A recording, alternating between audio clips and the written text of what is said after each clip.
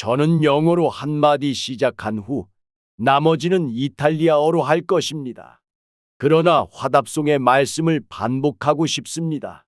주님께 새 노래를 부르리니 주님께서 기적을 행하셨습니다. 실로 저에게만이 아니라 우리 모두에게 해당됩니다. 추기경 형제 여러분, 오늘 아침 이 축제를 지내면서 저는 여러분께 주님께서 행하신 기적들, 주님께서 베드로의 직무를 통해 우리 모두에게 계속해서 부어주시는 축복을 인식하도록 초대합니다. 여러분은 저를 그 십자가를 지도록 그 사명으로 축복받도록 부르셨으며, 저는 우리가 교회로서 예수님의 친구들의 공동체로서 신자들로서 복음을 선포하는 여정을 계속할 때 여러분 한 분 한 분이 저와 함께 걸어갈 것을 믿습니다. 당신은 그리스도, 살아계신 하느님의 아들이십니다. 이 말씀으로 베드로는 스승으로부터 제자들과 함께 그분에 대한 자신의 신앙을 묻는 질문에 응답하며 2000년 동안 교회가 사도적 계승을 통해 지키고 깊이 이해하며 전달해 온 유산을 요약합니다. 예수님은 그리스도, 살아계신 하느님의 아들, 즉 유일한 구원자이시며 성부의 얼굴을 드러내는 분이십니다. 그분 안에서 하느님께서는 사람들에게 가까이 다가오시고 접근하기 쉽도록 신뢰하는 아이의 눈, 활기찬 젊은이의 마음, 장년의 성숙한 특징을 통해 우리에게 당신을 드러내셨으며 부활 후에는 영광스러운 몸으로 제자들에게 나타나셨습니다. 이렇게 그분은 우리 모두가 본받을 수 있는 거룩한 인간의 모델을 보여주셨고, 동시에 우리의 모든 한계와 능력을 초월하는 영원한 운명의 약속을 보여주셨습니다. 베드로는 자신의 응답에서 이 두 가지를 모두 파악합니다. 하느님의 선물과 그 선물에 의해 변화되기 위해 나아가야 할 길, 이 두 차원은 인류의 선익을 위해 교회에 맡겨진 구원의 불가분의 측면입니다. 우리가 어머니 태중에서 형성되기도 전에 그분에 의해 선택되었고 세례의 물로 다시 태어났으며 우리의 한계를 넘어 우리의 공로 없이 여기에 인도되고 이곳에서 파견된 우리에게 맡겨졌으니 복음이 모든 피조물에게 선포되도록 하기 위함입니다.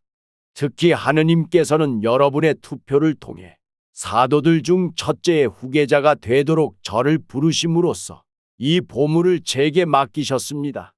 이는 하느님의 도움으로 제가 교회의 신비체 전체를 위한 충실한 관리자가 되기 위함입니다. 그래서 교회가 세상 역사의 물결을 항해하는 구원의 방주, 세상의 밤을 비추는 등대로서 산 위에 세워진 도시가 되도록 하기 위함입니다. 이는 구조물의 웅장함이나 건축물의 웅대함 때문이 아니라 우리가 있는 기념물들처럼 오히려 하느님께서 당신의 놀라운 빛 속으로 여러분을 부르신 그분의 놀라운 업적을 선포하도록 하느님께서 얻으신 백성, 인교회 구성원들의 성덕을 통해서입니다. 그러나 베드로가 신앙 고백을 하는 대화의 시작에는 또 다른 질문이 있습니다. 사람들이 사람의 아들을 누구라고 하느냐?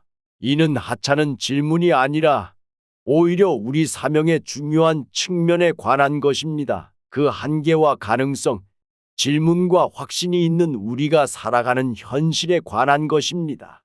사람들이 사람의 아들을 누구라고 하느냐? 우리가 성찰하고 있는 장면을 생각하면 이 질문에 대해 두 가지 가능한 대답을 찾을 수 있으며 이는 두 가지 태도를 보여줍니다. 먼저 세상의 대답이 있습니다. 마테오는 예수님과 제자들 사이의 정체성에 관한 대화가 아름다운 필리피 카이사리아 도시에서 이루어졌음을 강조합니다. 이곳은 호화로운 궁전이 있고 헤르몬 산기슭의 매혹적인 자연 속에 자리 잡고 있지만 동시에 잔인한 권력 집단의 본거지이자 배신과 불충의 무대이기도 했습니다. 이 이미지는 예수님을 전혀 중요하지 않은 인물, 기껏해야 독특한 말과 행동으로 호기심을 불러일으키는 기이한 인물로 여기는 세상을 말해줍니다.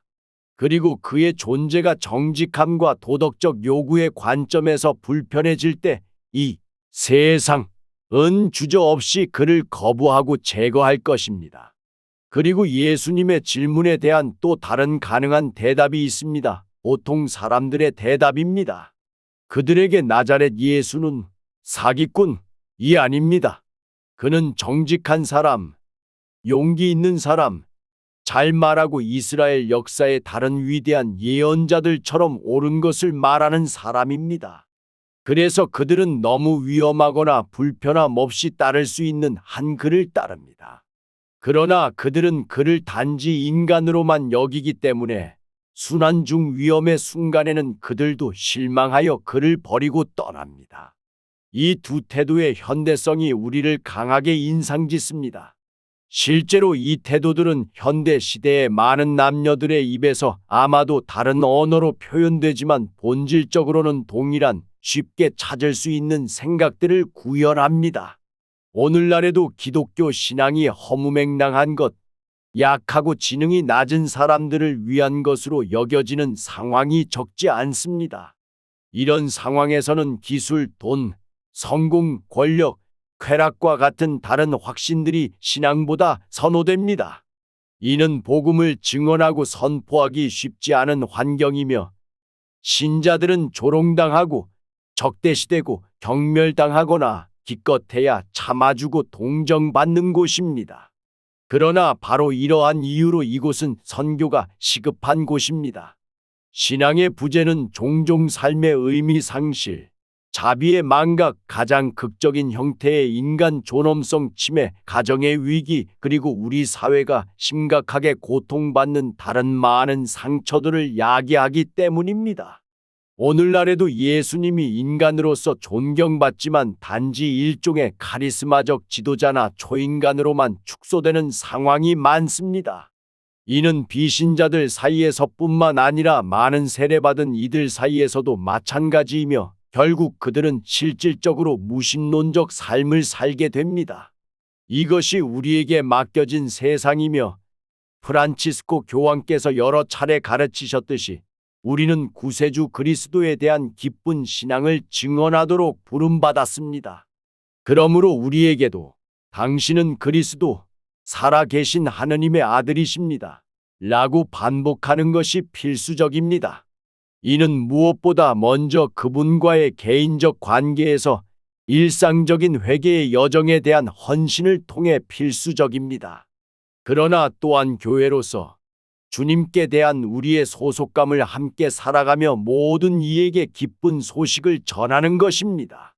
저는 이 말씀을 무엇보다 먼저 베드로의 후계자인 저 자신에게 합니다.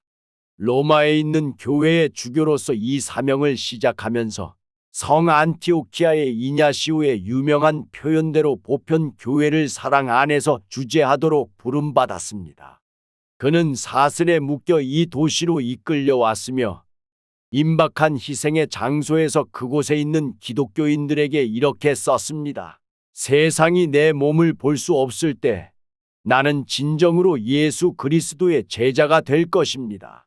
그는 원형극장에서 맹수들에게 먹히는 것을 언급한 것입니다. 그리고 실제로 그렇게 되었습니다. 그러나 그의 말은 보다 일반적인 의미에서 교회 내에서 권위의 직무를 수행하는 모든 이에게 필수적인 헌신을 상기시킵니다. 그리스도만 남도록 자신은 사라지고 그분이 알려지고 영광받도록 자신은 작아지며 모든 이가 그분을 알고 사랑할 기회를 잃지 않도록 끝까지 자신을 내어주는 것입니다.